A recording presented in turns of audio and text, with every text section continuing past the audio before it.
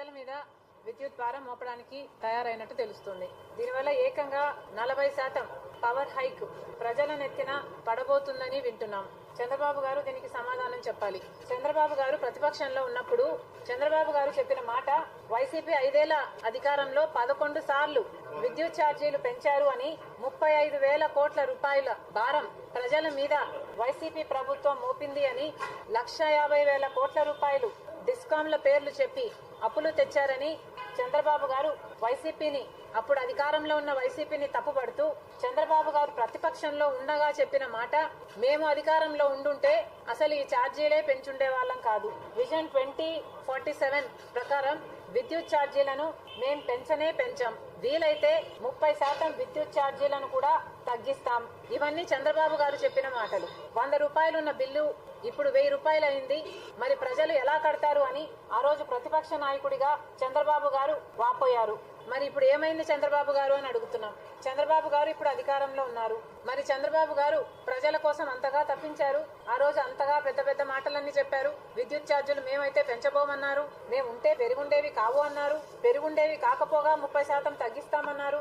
మరి ఇప్పుడు చంద్రబాబు గారు, అదే చంద్రబాబు గారు 6,000 కోట్ల రూపాయలు డిస్కాం మీద పోయిన ప్రభుత్వం భారం పడితే దానికి ప్రజల మీద మోపుతున్నారు. డిస్కాం మీద భారం పడితే చంద్రబాబు గారి ప్రభుత్వమే ఎందుకు భరించకూడదు?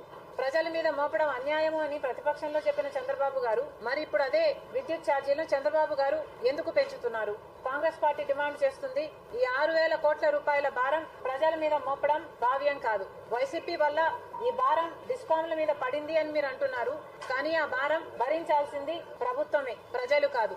చంద్రబాబు గారి ప్రభుత్వమే దీన్ని మోయాలని, ప్రజల మీద దీన్ని మోపొద్దు అని కాంగ్రెస్ పార్టీ డిమాండ్ చేస్తుంది. అన్నిట్లో కూడా చంద్రబాబు గారిది ఇదే వైఖరి, ఇదే ప్యాటర్న్ చూస్తున్నాం. ఆరోగ్యశ్రీకి సంబంధించి 1000 కోట్లు 2,000 కోట్లు ఎంతో 1,200 కోట్లేమో బకాయిలుంటే దానికి కారణం వైసీపీ అంటున్నారు. ఫీజు రీయింబర్స్మెంట్ బకాయిలు 3,000 కోట్లయితే దానికి కారణం కూడా వైసీపీ అంటున్నారు. సూపర్ 6 అమలు ఎందుకు కావటం లేదు అంటే వైసీపీ ప్రభుత్వం 8 లక్షల కోట్ల రూపాయలు అప్పు చేసింది అంటున్నారు.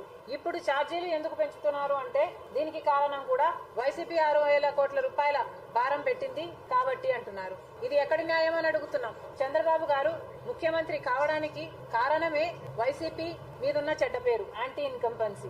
వైసీపీ వల్ల ప్రజలు విసిగిపోయారు కాబట్టే, వాళ్ళు 11 సార్లు కరెంటు ఛార్జీలను పెంచారు కాబట్టే మీకు ఓట్లేస్తే మళ్ళీ మీరు అధికారంలోకి వచ్చిన 4 నెలలకే ఈ 6,000 కోట్ల రూపాయలను మళ్ళీ ప్రజల మీదనే మోపితే ఇక మీకు వైసీపీకి ఏమిటి తేడా? మళ్ళీ కాంగ్రెస్ పార్టీ డిమాండ్ చేస్తుంది, దయచేసి 6,000 కోట్ల రూపాయల భారాన్ని